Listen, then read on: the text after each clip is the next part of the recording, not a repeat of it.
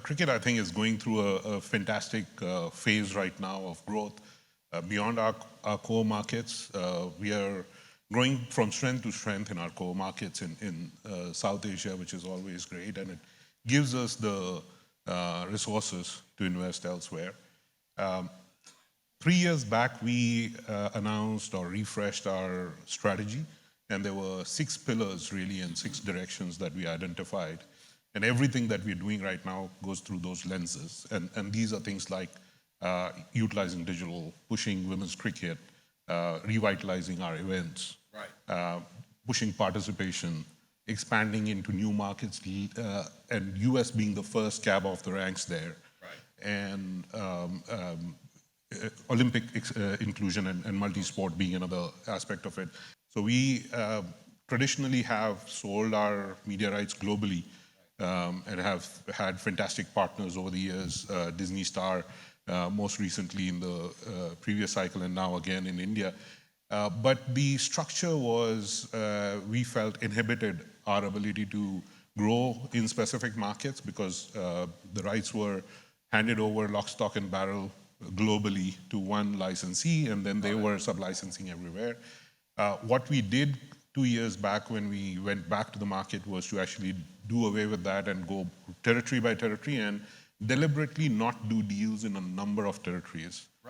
And what that's done is given us an ability to put a lot more content on ICC TV direct to consumer, and it's available for free in these territories. So, it could be Belgium or Indonesia. Here is an example of a territory where ICC TV through our app web is available for free streaming.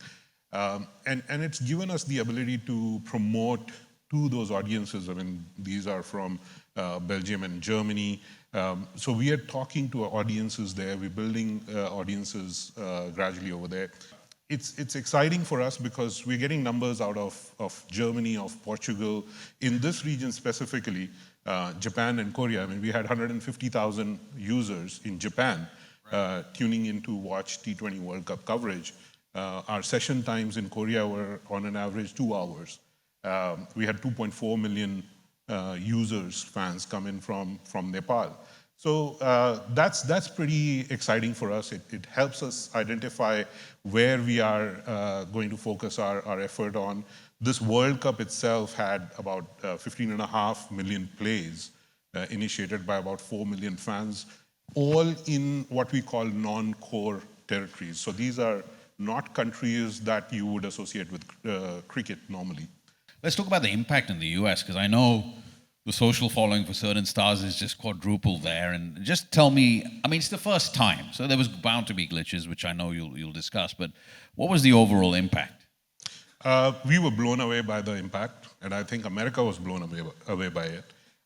Not everyone understood it. The defining comment for me, I keep telling everyone it's a bit funny, but defining comment was somebody checking in, one of our colleagues, into a hotel, asking, "Oh, are you here for some sports?" And when they said yes, the answer was, the response was, "Oh, I believe we beat someone at something." And this was the day after USA had beaten Pakistan. So the impact of the event itself, in terms of what we were able to do in particularly the tri-state area of New York, it registered with mainstream American media. It created a lot of curiosity. We've seen amazing impact in that territory from this. Like I said earlier, it was about capturing attention, getting into mainstream US media and cultural milieu, as it were, beyond just the South Asian diaspora. So huge amount of coverage, especially, I mean, we got a bit lucky, but then that's the T20 format. US beating Pakistan in a very exciting game in a super over. That really sparked off things. There was a number of initiatives that we'd done, especially in the New York area. We had a fan park in the World Trade Center, Oculus area. 70,000 fans passed through that. About 50% of them were not Asians, had never been to a cricket game, didn't know that sport at all. And a lot of collabs with various sports. So we had our trophy travel to the Formula One and to NHL games and NBA, a lot of cross promotion with a lot of US leagues. So it was a whole package, as it were, of marketing the sport to the US public and giving them a first-hand experience. So how important as media transitions are these new platforms, whether they're domestic or regional or global, going to become for the ICC? Yeah, we have to be where the eyeballs are. And in Australia, it came to I think we were at an inflection point. We heard Patrick yesterday, and obviously they are going through a fair bit of transition. And in some ways, they've tapped out on pay television penetration. And so for us, it sounded like the right time to get into a purely digital-only distribution.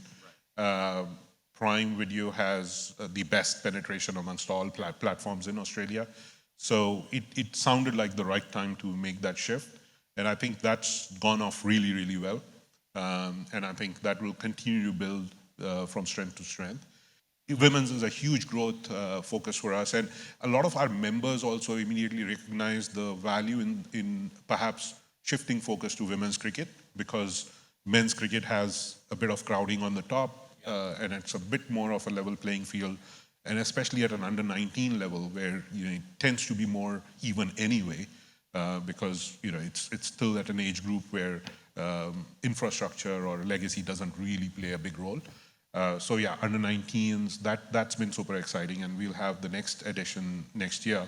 So I think going into 25, I think it's a continuity, and with the new chair also, I mean, he's very focused on the international expansion. He talked about the Olympic involvement of cricket, and that's been a big shift, by the way. People who don't know cricket probably don't understand how big a deal it is for us to have agreed to get into the Olympic movement and now getting into Pan American Games or the African Games and so on.